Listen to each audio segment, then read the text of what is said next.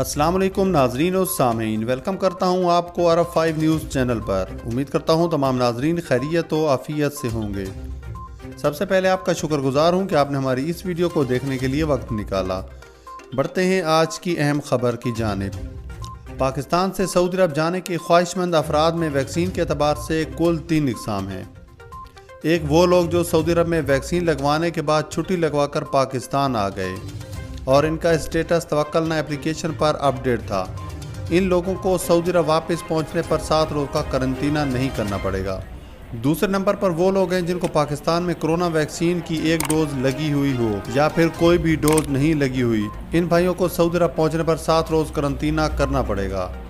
Number 3, तीसरे number पर वो लोग हैं जिनको पाकिस्तान में वैक्सीन की दोनों डोज लग चुकी हैं। इनसे दरख्वास्त है कि वो अपने पासपोर्ट, अकामा और वैक्सीन सर्टिफिकेट की PDF मंदरजा झैल लिंक पर अपलोड कर दें। जब सऊदी हुकूमत इसको मंजूर कर लेगी तो आपका डाटा तवक्कल एप्लीकेशन और मुकीम पर अपडेट कर देगी। इस सूरत में आपको सऊदी अरब पहुंचने पर 7 रोज़ करंतना नहीं करना पड़ेगा। और अगर 2 डोज के बावजूद किसी भी वजह से आपका डाटा तवक्कल एप्लीकेशन और मुकीम पर अपडेट नहीं होता है तो इस सूरत में भी आपको सऊदी अरब पहुंचने पर 7 रोज़ करंतना करना पड़ेगा।